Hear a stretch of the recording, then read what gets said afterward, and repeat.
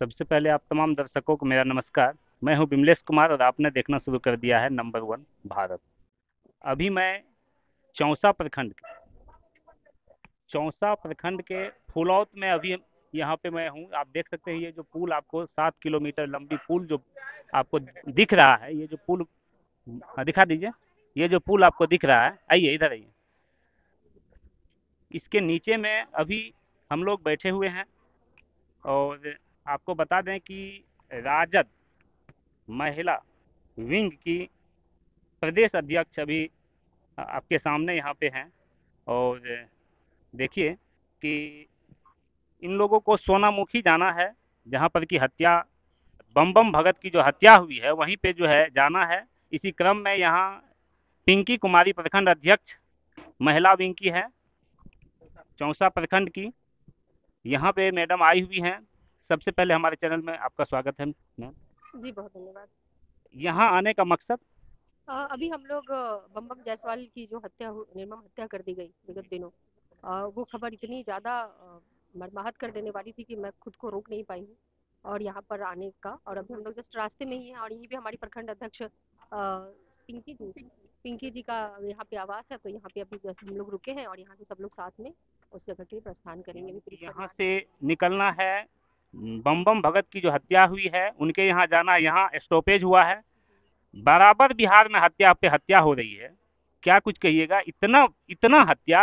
कहीं पर जो है गोली मार दिया जाता है, कहीं सर ही काट करके लेके भाग लिया जाता है। ऐसा क्यों हो रहा है? ये तो पूछना चाहिए जो अपने सरकार को सुशासन का सरकार बताते हैं, उनसे पूछिए। नीतीश कुमार जी से पूछिए, मुख्यमंत्री हैं और अपने अपने कार्यकाल को सुशासन का कार्यकाल बताते हैं। और अपने जो जितनी हत्याएं और जितनी घटनाएं घट रही हैं, बच्चियों, छोटी छोटी बच्चियों के साथ रेप की घटना, बगैर किसी बात के भी लोगों को मार दिया जा रहा है, जी। कारणों का पता भी नहीं चल रहा, फिर भी उनको मौत के घाट उतार दिया जा रहा है। उनका कसूर क्या है? और हम ये पूछना चाहते हैं कि आप अपने अभी हो रहे हत्याओं के लिए आप कब तक जंगल राज को दोष देते रहोगे? ऐसा नहीं लगता कि आप जंगल राज के आड़ में बोल बोल के आज की घटनाओं को तो आप जस्टिफाई नहीं कर सकते? मुख्यमंत्री जी को आज हो रही घटनाओं का जवाब देना होगा। 20 साल से सत्ता में आप बैठे हैं, है ना? नीतीश कुमार जी यहाँ पे बैठे हैं, बीजेपी के साथ गठबंधन में बैठे हैं, तमाम उनके अलायंस में लोग बैठे हैं। बावजूद भी यहाँ स्थिति बिहार की क्या है? हर रोज नहीं, हर पल मर्डर। हर पल मदद। हर पल मर्डर की घटनाएं, दुकानें लूटी जा रही हैं, बच्चियां महिलाएं सुरक्षित नहीं है, रेप की घटनाएं इतनी घट रही हैं। भ्रष्टाचार की अगर बात करें तो अभी निर्माणाधीन अभी चल ही रहा है, वो जी जी। पुल बन रहा है, लेकिन बैठने में डर लगा। अभी मेरी खगड़िया की प्रखंड जिला अध्यक्ष, जी। उन्होंने कहा कि भाई पुल के नीचे बैठे, ये पुल रहेगा कि गिर गिर जाएगा? जाएगा। ये दहशत है लोगों में, ये भ्रष्टाचार का आलम है। प्रखंड का क्या हाल है आप देख रहे हो, जी। सबको पता है। एक एक जनता त्रस्त है प्रखंड के भ्रष्टाचार से, अधिकारियों के भ्रष्टाचार से। और मौत का सिलसिला, उसके बारे में हम बात ही क्या करें, वो तो थमने का नाम ही नहीं ले रहा। जम्मू कश्मीर में पहलगांव में 28 लोगों की हत्या हो गई, 27 से अधिक लोग घायल है। और अभी तक आतंकवादी को जो है मार नहीं गिराया गया। सभी आतंकवादी पकड़ा भी नहीं गया है। ऐसा कैसे हो गया कि 28 लोगों की जो है हत्या हो गई? इंटेलिजेंस कहाँ थी? सीधी बात है ना, ये तो मुझे लगता है कि अमित शाह जी को तुरंत इस चीज की जिम्मेवारी लेते हुए, देश के गृह मंत्री हैं, उनको तुरंत इस्तीफा देना चाहिए। तुरंत इस्तीफा देनी देश के प्रधानमंत्री को इस्तीफा देना चाहिए और अपने मुंह से कहना चाहिए कि हम इस पद के लायक नहीं हैं, हम डिजर्व नहीं करते हैं, क्योंकि हमने जो बातें कही थी, ये देश नहीं झुकने देंगे और सब सुरक्षित हैं, और ये चाहिए। सारे जुमले साबित हुए। यानी कि जिसके लिए देश की सुरक्षा का प्रश्न भी जुमला रह जाए, ये कितना दुर्भाग्यपूर्ण है। घटना घटी, कहाँ थी वहां पे? एक भी कह रहे हैं कि वहां पे कोई अ, अधिकारी वहां पे मौजूद नहीं थे, ना कोई आर्मी वाले, ना कोई, ना पुलिस, कुछ भी नहीं, कुछ भी नहीं। अंधाधुंध गोलियां चलती रही, और उसके पहले वो वहां तक पहुंचे कैसे? इतनी वो तो चूक काफी कैसे हुई? कॉम्प्लीट एरिया है। मैं वही कह रही हूँ कि पहुंचे कैसे? वो तो पहले से बैठे होंगे, पहले एंटर कर चुके होंगे, घात लगा के बैठे होंगे, मौके की तलाश में होंगे, और नीचे ही वहीं पे छावनी है, और ऊपर में ऐसी घटना घटती रही, लेकिन कोई वहां पे नहीं, कोई सुरक्षा कर्मी नहीं, कुछ नहीं, और बेगुनाह लोग मारे गए। ये मर्डर जो है ना, वो मानवता का मर्डर हुआ है, मानवता का मदद हुआ है। इंसानियत का मर्डर हुआ है। पाकिस्तान को क्या संदेश देना चाहिए, क्योंकि पाकिस्तान पोषित आतंकवादी भारत में हम बार बार जम्मू कश्मीर में हमला कर रहा है? देखिए, ये लोग जो आतंकवादी हैं, चाहे वो जिस भी देश के हो, उनका ना कोई जात है, ना मजहब है, ना कोई धर्म है, उनका मतलब है सिर्फ दहशत फैलाना।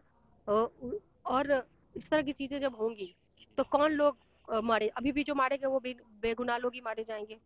फिर युद्ध की बात होगी तो भी बेगुनाह लोग ही मारे जाएंगे, है ना। किसी ने काफी बेहतर कहा है कि इसमें ना तो नेताओं के बच्चे मारे जाएंगे क्योंकि वो सेना में नहीं है ना, ना इन आग लगाने वाले के बच्चे मारे जाएंगे। ये तो गरीब परिवार के बच्चे जो नौकरी के लिए सेना में जाते हैं वही लोग फिर मारे जाएंगे सीमा की सुरक्षा में। तो इस तरह की चूक होती क्यों है, बातें तो बड़े बड़े करते हैं लेकिन ये जो घटना है उसके बावजूद भी सब लोग, पूरे देश की जितनी भी पार्टियां हैं, इस संवेदनशील मुद्दे पर एक है कि जो अपराधी है वो पकड़ा जाना चाहिए। इतना सख्त कार्रवाई होनी चाहिए कि कोई बचे नहीं, जो जिनकी भी इनमें संलिप्तता है कोई बचे नहीं, और उनको पुरजोर जवाब भी मिलना चाहिए। लेकिन ये दूसरा फेज होगा, उसके पहले का फेज ये है कि मर्डर हो चुका, हत्याएं हो चुकी, वादिया जो है वो दहशत में डूबी है, और वहाँ के लोग भी जो थे वो भी है कि काफी दहशत में है। उन्हें लग रहा है कि जो टूरिज्म होता था जिससे उनका घर परिवार चलता था अब वो भी बंद हो जाएगा, है ना। वो पूरा एक इतने हजारों लाखों की संख्या में वहाँ पे लोग आते थे, और वो सब कुछ, वो व्यापार खत्म, वो बिजनेस खत्म, वहाँ के लोगों का तो रोजी रोटी था वो भी खत्म। तो ये दहशत फैलाने वाले तो किसी के भी नहीं है ना। अब तो जो पर्यटक आ रहे थे, भारी संख्या में पर्यटक आ रहे थे, अब तो पर्यटक का आना भी बंद हो जाएगा। फिर वहाँ पे तो ये मतलब अगर कोई कह रहा है कि वहाँ के लोगों के बारे में अगर कुछ भी कोई कह रहा है तो आप ये सोचो कि उनको क्या मिल रहा है, उनको तो वो तो बेरोजगार हो गए, बेगर रोटी के हो गए, है ना। तो मेन जो है, जो दहशतगर्द लोग हैं उनको बिल्कुल पकड़ा जाना चाहिए, सख्त कार्रवाई होनी चाहिए ताकि वो फिर आगे से हिम्मत ना करे। ये कहीं ना कहीं से देश की सुरक्षा में बहुत बड़ी चूक है, और इसकी पूरी जिम्मेवारी भारत सरकार को लेनी चाहिए और गृह मंत्री को लेनी चाहिए और तुरंत इस्तीफा देना चाहिए। एक अंतिम सवाल शिक्षा को लेकर के कि हमारे बिहार में जो नौकरियां बांटी जा रही हैं, तेजस्वी के समय में भी नौकरियां बांटी गई, नीतीश कुमार के समय में भी बहालियां की गई हैं, लेकिन TRE one, TRE to, TRE three, सब में धांधली जो है वो बड़े पैमाने पर धांधली हुआ। इस पे क्या कहिएगा? ये तो बिहार में जब से एनडीए के साथ सरकार में है ये लोग, ये तो पर्याय बन चुका है। परीक्षा के साथ पेपर लीक, परीक्षा के साथ भ्रष्टाचार, जो जेन्युइन कैंडिडेट है उनका चयन नहीं हो पाना। आपने कई लिस्टें देखी होंगी जो जारी हुई थी जिसमें एक ही जगह के सीरियल वाइज गए लोगों का चयन हुआ था। तो हमें लगता है कि कुछ भी आज मुद्दा आप उठा लो, कुछ भी, चाहे वो एग्जाम का मुद्दा उठा लो, बगैर पेपर लीक हुए इनका काम नहीं होता, बगैर फेयर ये हुए इनकी बहाली नहीं होती। सब जगह पे लेनी देनी और इस तरह की चीजें हो रही है, तभी तो जो जेन्युइन कैंडिडेट वो बेचारा मेहनत करता है, कोई गरीब किसान का बच्चा है, कोई गरीब परिवार का बच्चा है, वो जमीन बेच के जेवर गिरवी रख करके पटना में या ऐसी जगहों पे पढ़ने के लिए भेजता है कि बच्चा चयनित हो, लेकिन चयन होने से पहले ही वो छट चुका होता है। अच्छा मैम, एक बात बताइए कि रिजल्ट 2 दिन पहले आता है, तो सबका रिजल्ट तो एक ही साथ आता है, लेकिन 2 दिन के बाद ईमेल पे कौन सा रिजल्ट आ जाता है, फोन पे कौन सा रिजल्ट आ जाता है, और उस फोन पे रिजल्ट आने के बाद उसका ज्वाइनिंग कहीं दूसरे जगह दूर जैसे कि मैं मधेपुरा से हूँ, तो मेरा जो है पटना में हो जाता है, पटना में हो जाता है।